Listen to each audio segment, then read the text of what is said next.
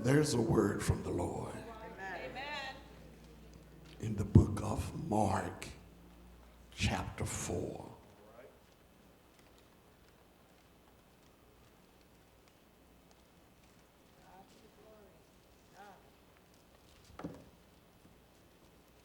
In the Gospel of Mark, chapter 4, and in verse 37.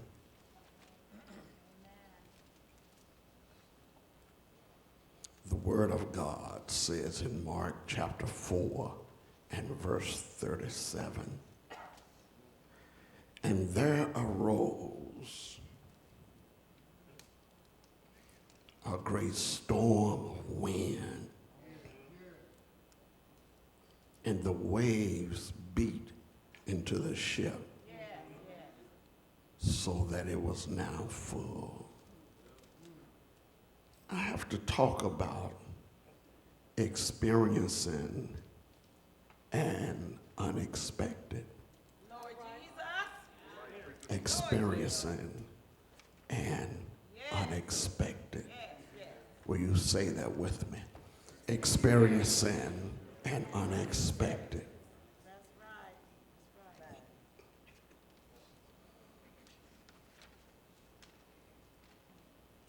And listening to the singing and participating in the singing praises to God. He has allowed us the privilege to reassemble in this holy place. And here we are, the body of Christ. We are the church. The church has assembled together to worship our God. And the Lord set me in this writing because these that are in this particular writing were with Jesus. They were with Jesus. They were with Jesus. Amen. Looking at him, walking and talking with him, listening to him. And they were actually with Jesus. But look who it was that was with Jesus. It wasn't everyone, but it was that small crowd that they stayed with Jesus. They were actually with Jesus. And he had been very busy because he knew that time for him to close out work here on this planet was coming to a close. And Jesus stayed busy. If we just looked at the Gospel of Mark, beginning with chapter 1 up to our text, he dealt with the devil. Yeah. He dealt with demons. He dealt with diseases. But he also was preaching and teaching in this particular writing. And he taught in a way that those who didn't really want to know, they couldn't understand.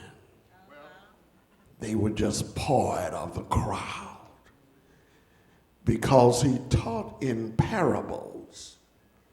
And you have to be very sensitive and listening to the master as he teaches in parables. And those that were interested with a sincere desire, they received the message from the teach from Jesus. But there were also those who were just there. And so Jesus stayed busy, real busy. And when we look at his busyness, by the time we come to our contextual information, Jesus had gotten tired. Do you mean Jesus got tired? He was 100% God, and he was 100% man. The man part of him got tired, because we know about getting tired. But the God part of him never does get tired. With all of that the God part of him deals with, we would be in a horrific mess if Jesus got tired of us. And when we look at this, Jesus had a boat pushed out from the multitude, that crowd that was there to listen to him. And he used the boat as his pulpit. And since it's such a large crowd, I stay amazed because I have to stay close to a little mic in order for you to hear me. But Jesus. I need to stay right there when one is experiencing an unexpected. That sometimes is such a shock. It hurts, doesn't it? Sometimes it makes you not want to be involved in it. But it's there. And sometimes it gets to the point that you wish you could just get out of it. But it's yet there. It's there. I don't want to be in it, but I'm in the middle of it. Watch Jesus. The disciples were listening, following, and riding with Jesus. Stay with me. They were not disobeying him. They were not criticizing and all of that. They were actually with Jesus. And an unexpected came up. It seems as though after all that they had seen and after all that they heard, it seems like the unexpected shouldn't have been such a devastation in their life, because they knew something about the Lord. They had been with him and were still with him. But look at their response. They knew Jesus could do the miraculous. They knew he could heal. They knew that he could do everything that he needed to do for them. But watch their response. The storm was raging. The rain was falling. The wind was blowing. And they were riding to the other side. They missed. Jesus said, let's go to the other side. And they thought that a little wind and a little water could stop Jesus' movement in their life. They thought a little wind and water could stop them from accomplishing what the master told them to do. Walk with me, somebody. Because every now and then, sometimes you get discouraged and want to just throw in the towel because the Lord told you to do it. The Lord told you to say it. The Lord told you to be it. And a little water comes up. And because they got so discouraged because the storm came, but Jesus was on board the ship. And watch them. The Bible gives them a descriptive of being fearful. And it was the boat filling up with water. But who was on board? A little filling up with a little wet water. But Jesus was on board. What little thing has you tangled up? What little thing have you been dealing with? And you still have Jesus. He still hasn't left you. He's riding with you right now. What little thing has you fearful, afraid of whatever it is going on in your life?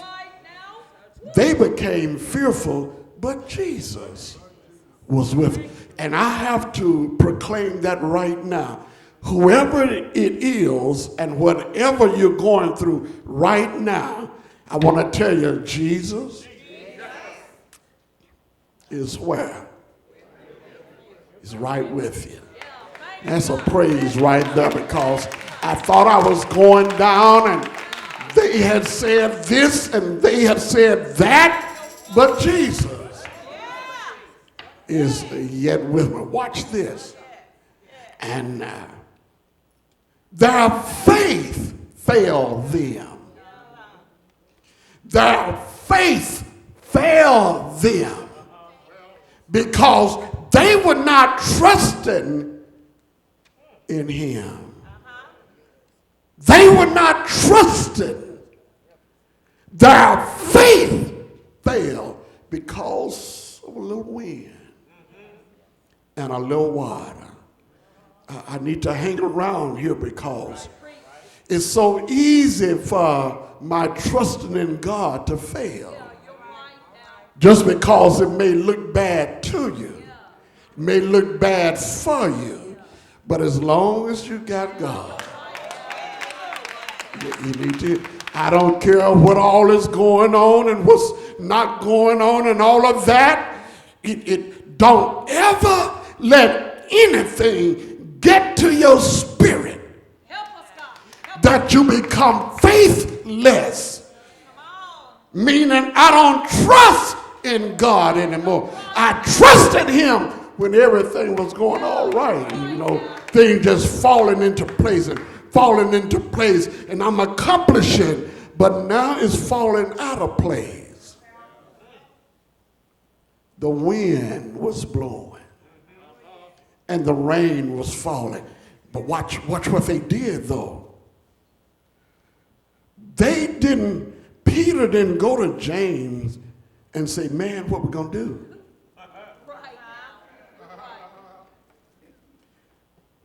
James didn't go to Andrew and say, what you think we should do? You know how we always have a roadie that we want to go to and talk to when things are going on? I have to give them credit here. Look where it's nothing there where they decided, well, since we can't work it out. They knew who the answer was. And they knew who to go to. Because they were riding with who? Are you riding with him? Are you riding with him? And everywhere you go, he doesn't leave us, neither does he forsake us. Riding along, and watch what they did. Jesus, in the midst of a storm, which seemed like the rain and the wind, is kind of dangerous. Jesus was asleep. To let us know that in which sometime we may overemphasize an emphasis until we overemphasize that emphasis and think that emphasis is more relevant than him who is riding with us. We keep talking about it, talking to her, talking to him, and talking to them, and it seems like it's so big. But Jesus was asleep.